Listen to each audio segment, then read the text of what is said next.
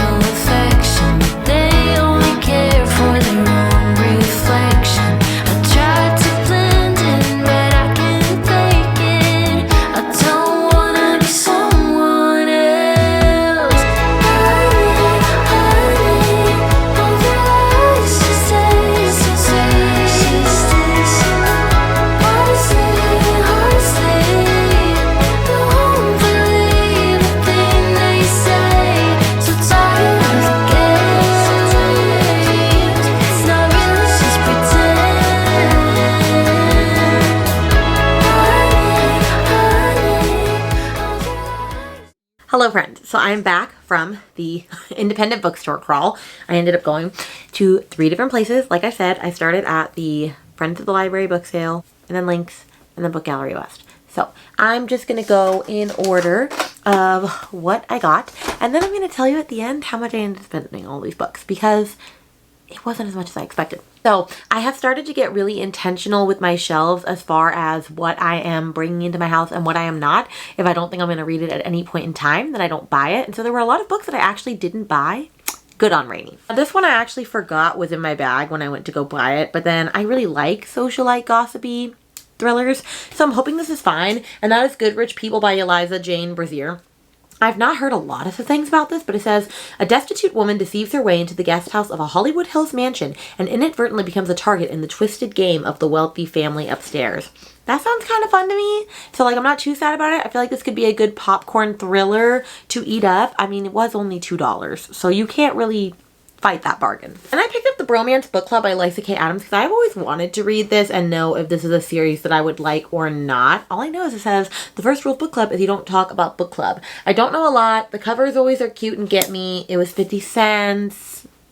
I don't know. Then I'm really excited about this one because I wanted to read this for Leandra and Danny's podcast, but it was checked out at the library and I didn't want to buy it, but I bought it for $1, and that is The Hitchcock Hotel by Stephanie Roble. I was also excited about this book anyway because I love Alfred Hitchcock's Psycho and the Birds, even though they freak me out.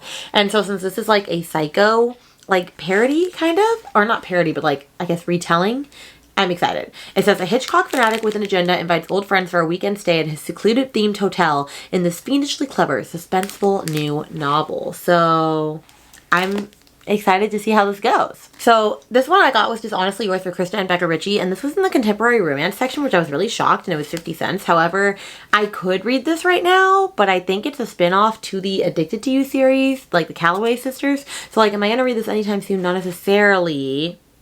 But I was going to buy it eventually, so I might as well just buy it now for 50 cents, right?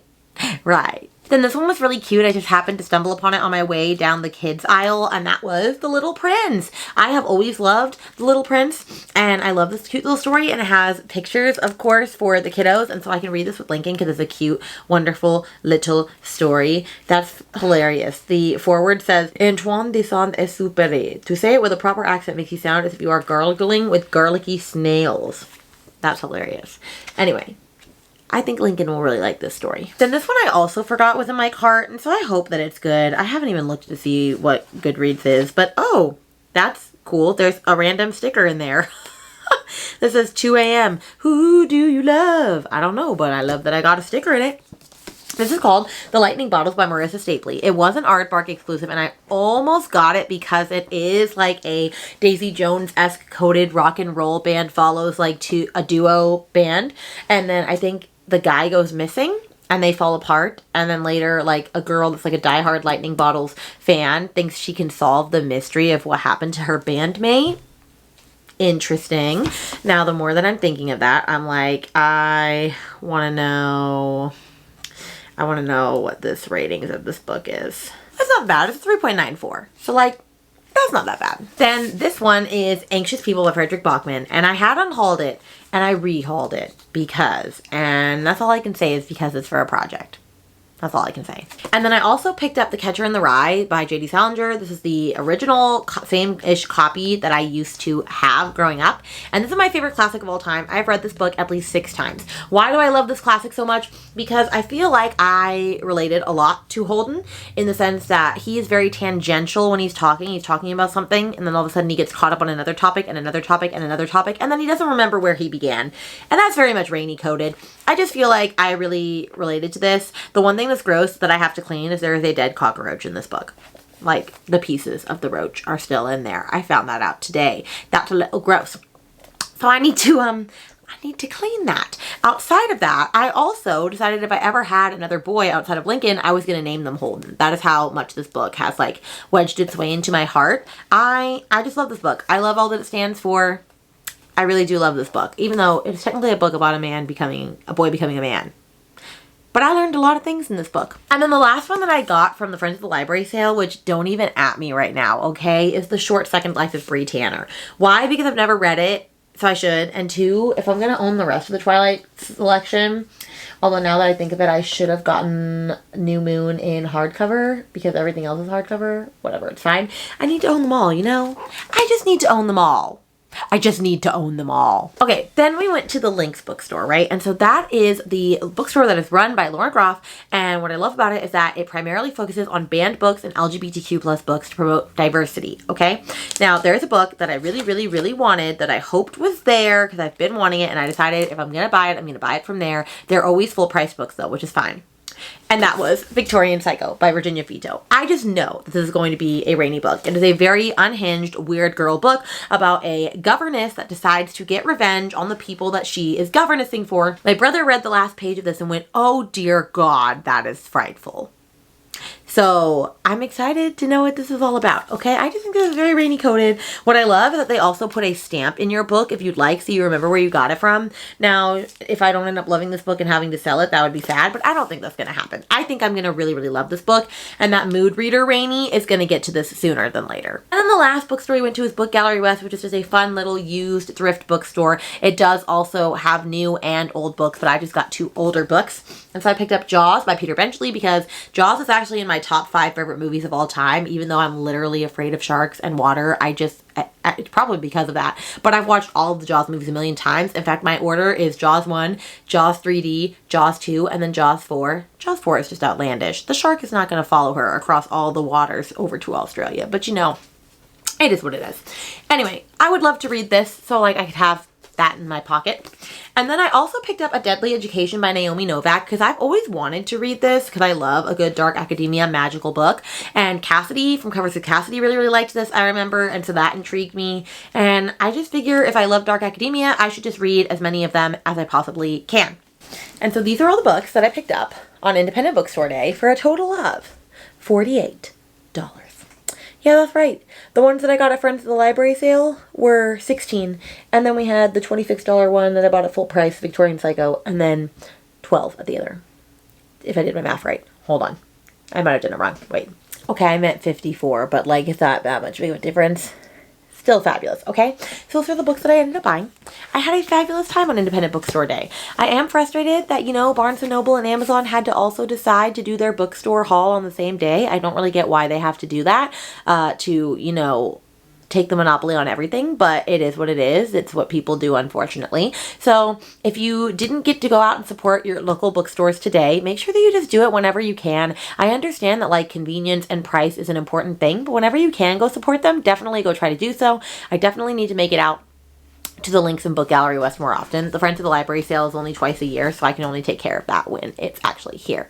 But if you got to the end of this video, let's put a shark emoji, sure, because I'm looking at Jaws, for Jaws, and let me know if you ended up getting any books at the Independent Bookstore Day. What did you end up getting? What's your most excited book, or book that you're most excited to read? And I want to give a special, as all the books fall for me. And I want to give a special thank you to all of my patrons that support me. If you ever are interested in joining my Friends Theme Patreon and getting to learn exclusive content and extra reading sprints and read-alongs and all of the things, then make sure to find all that information underneath this video right here. And make sure to subscribe to me on all social media platforms, Rainy Blue Reads, wherever I am, wherever you are on social media. And with that, my friends, I will see you in a video very soon.